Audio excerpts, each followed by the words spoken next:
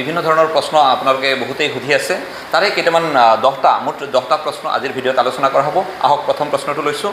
সেকান্দৰ আলীয়ে লিখিছে, ছাৰ মোৰ স্থায়ী বাসিন্দাৰ ঠিকনাত মই এতিয়া নাই, মই ঠিকনাত বেলেগ ঠাইত থাকোঁ, এই ক্ষেত্ৰত মই ঠিকনাটো ক'ত দিম? হয়, প্ৰশ্নটো ঠিকেই যে আপুনি সুধিছে। স্থায়ী ঠিকনাত নাই অৰ্থাৎ পূৰ্বে যিটো ঠিকনা আছিলে হয়তো আপোনাৰ ভোটাৰ তালিকাও তাতেই আছে, বৰ্তমান বেলেগ ঠাইত ঘৰ কৰিছে, যিহেতু নতুন ঠাইত ঘৰ কৰিছে তাতেই থাকে, তেতিয়া নতুন ঠাইত আপোনাৰ চেঞ্চাছ হ'ব, পুৰণা ঠাইত প্ৰয়োজন নাই কাৰণ আপুনি তাত নাথাকে। নেক্সট ৰাতুল বৰুৱাই লিখিছে, অশেষ ধন্যবাদ, আপোনাৰ কথাখিনি শুনি বৰ ভাল লাগিল। স্বগণনা আমি নকৰিলে নহ'ব নেকি? আমি যদি কৰি দিওঁ তেন্তে চৰকাৰী পক্ষৰ গণনাকাৰীজনে কি কৰিব? হয় ঠিকেই, স্বগণনা অৰ্থাৎ সেল্ফ এনুমাৰেশ্যন নকৰিলেও হ'ব, আমি ব্যক্তিগতভাৱে আপুনি নকৰিলেও হ'ব, কাৰণ চেঞ্চাছৰ যি এনুমাৰেটৰ আছে তেওঁলোকে আহিব, কৰিলে ভাল, নকৰিলে হ'ব, বাধ্যতামূলক নহয়। আৰু কি কৈছে যে আমি যদি কৰি দিওঁ তেন্তে চৰকাৰী পক্ষৰ গণনাকাৰীজনে কি কৰিব? হয় অৱশ্যে গণনাকাৰীজনে কি কৰিব, তথাপিও গণনাকাৰীজনক সহায় কৰাটো, কৰ্তৃপক্ষক সহায় কৰাটো আমাৰ প্ৰত্যেক একোজনৰ দায়িত্ব। আমি যদি কৰি দিওঁ এইটো ভাল হয়, আৰু নকৰিলেও চলিব, গণনাকাৰীয়ে কৰিব। নেক্সট আহিছোঁ আমিন মমৰেজ আলী, যাৰ ঘৰত লেপটপ কম্পিউটাৰ নাই তেওঁ কেনেকৈ কৰিব? যাৰ ঘৰত লেপটপ, হয় বহুতৰ ঘৰত লেপটপ কম্পিউটাৰ নাথাকিবও পাৰে, এইটো নহয় যে লেপটপ কম্পিউটাৰ লাগিবই, মোবাইল ফোনতো আপুনি পাৰে, নাইবা আনৰ মোবাইল ফোনৰ সহায় লৈ আপুনি পাৰে গণনা। এইটো লেপটপ বা কম্পিউটাৰ লাগিব বুলি কথা নাই। আৰু যদি লেপটপ কম্পিউটাৰৰ প্ৰশ্ন এটা আছে, সেই প্ৰশ্নটোৰ কথা সুধিছে, সেইটো সম্পৰ্কে মই পূৰ্বে এটা ভিডিঅ' দিছোঁ, সেইটো চাই ল'ব, উত্তৰ ওলাই যাব। নন্দ ডেকাই লিখিছে, গুৰুত্বপূৰ্ণ পোষ্ট, কথা হ'ল এই কামখিনি আমি নিজেই কৰাটো বাধ্যতামূলক নেকি? গণনাকাৰীসকল যেতিয়া ঘৰে ঘৰে আহিব তেতিয়া কৰিলে নহ'ব নেকি? হয় ঠিকেই, আমি বাধ্যতামূলক নহয়, অৰ্থাৎ স্বগণনা সেল্ফ এনুমাৰেশ্যন আমি ব্যক্তিগতভাৱে অনলাইন কৰাটো বাধ্যতামূলক নহয়। যেতিয়া গণনাকাৰী আহিব অৰ্থাৎ এনুমাৰেটৰ ঘৰত আহিব তেওঁ কৰিলেও হৈ যাব। মনোৱাৰ হুছেইনে লিখিছে, হাউচ নম্বৰ এটা বাট ফেমিলি 5টা, তেতিয়া কেনেকৈ কৰিব? হয়, হাউচ নম্বৰ এটা মানে আপোনাৰ হয়তো ভোটাৰ লিষ্টৰ কথাটো কৈছে নিশ্চয়, নাইবা আগৰ চেঞ্চাছৰ কথা কৈছে। যদিহে আগৰ ভোটাৰ লিষ্ট বা আগৰ চেঞ্চাছত ফেমিলি অৰ্থাৎ ঘৰ নম্বৰ এটাই আছে, হাউচ নম্বৰ এটা, আৰু ইতিমধ্যে আপোনাৰ ঘৰত পৃথক হৈ 5টা ফেমিলি হৈছে, তেতিয়া নতুনকৈ আপুনি 5টা পৃথকে চেঞ্চাছ কৰাব, আৰু 5টা চেঞ্চাছৰ হাউচ নম্বৰ অৰ্থাৎ ঘৰ নম্বৰ নতুনকৈ পাই যাব, এনুমাৰেটৰে দিব।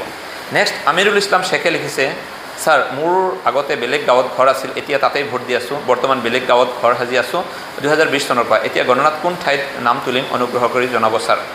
আগত বেলেগ ঠাইত আছিল, বৰ্তমান যিহেতু 2020ৰ পৰা স্থায়ীভাৱে নতুন ঠাইত আছে, আপুনি নতুন ঠাইত আপোনাৰ চেঞ্চাছ কৰক।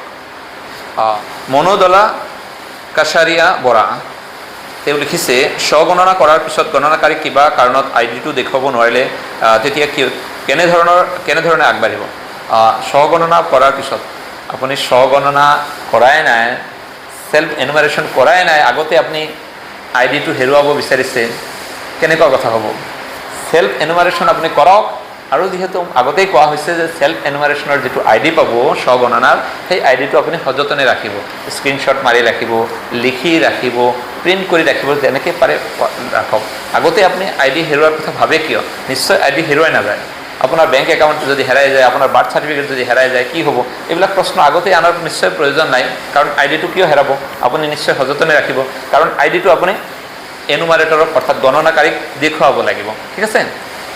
নেক্সট SU মজুমদাৰে লিখিছে, কি কাগজ লাগিব প্লিজ জনাব। হয়, এই প্ৰশ্নটো কেৱল মজুমদাৰ ডাঙৰীয়াৰ নহয়, আপোনাৰ নহয়, এই প্ৰশ্নটো বহুতেই সুধি আছে কি কাগজ লাগিব। কিন্তু এটা কথা স্পষ্ট, এতিয়ালৈকে চেঞ্চাছৰ যিখিনি কাম চলি আছে, যিখিনি নিৰ্দেশনা আহিছে, এই নিৰ্দেশনাত কোনো নথি পত্ৰ বিচৰা হোৱা নাই।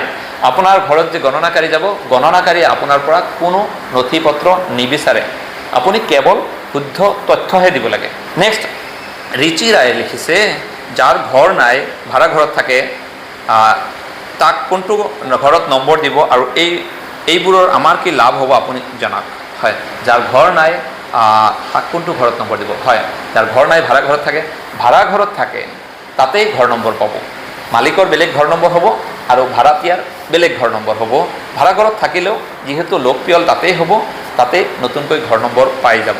আৰু কি লাভ হ'ব মানে সকলোতে লাভ লোকচান খতিয়ান লোৱাটো ঠিক নহ'ব হয় এইটো যিহেতু এটা চৰকাৰী কাম ইয়াত সহযোগ কৰাটো আপোনাৰ দায়িত্ব মোৰো দায়িত্ব সকলোৰে দায়িত্ব আমি সকলোৱে আগবাঢ়িব লাগিব একেলগে ইয়াত লাভ লোকচান হয়তো লাভ পোনে পোনে নহ'লেও পৰৱৰ্তী সময়ত লোকচান হ'ব পাৰে যদি আপুনি তথ্য নিদিয়ে ঠিক আছে ৰিয়ান আহমেদে লিখিছে নিজে নিজে কৰিলে ভাল নে অফিচাৰ আহিলে কৰিলে ভাল হ'ব ছাৰ যদি আপুনি গণনাৰ ক্ষেত্ৰত সেলফ এনুমাৰেশ্যনৰ ক্ষেত্ৰত আপুনি যদি অনলাইনৰ ক্ষেত্ৰত কম্পিউটাৰ লেপটপৰ ক্ষেত্ৰত আপুনি যদি এক্সপাৰ্ট তেতিয়াহ'লে আপুনি নিজে নিজে কৰক কাৰণ নিজে নিজে কৰিলে শুদ্ধ তথ্য আপুনি নিজে নিজে জানি শুনি দিব পাৰিব আৰু যদি আপুনি অলপ তেনেকুৱা সন্দেহ আছে আপোনাৰ ভুল হ'ব পাৰে তেতিয়াহ'লে আপুনি অফিচাৰক দিলেও হ'ব অফিচাৰে আপোনাৰ এনুমাৰেশ্যনখিনি কৰাই ল'ব এইখিনি আছিলে আমাৰ এই 10টা মূল বিষয় আজিৰ ভিডিঅ'ৰ তো আশা কৰিছোঁ আপোনালোকৰ কিছু হ'লেও কামত আহিব যদি কামত অহা বুলি অনুভৱ কৰে আপুনি এইটো আগলৈ বুলি আগুৱাই দিব শ্বেয়াৰ কৰিব আৰু যদি কিবা বিষয় থাকে আপোনাৰ আৰু প্ৰশ্ন থাকে তেনেকুৱা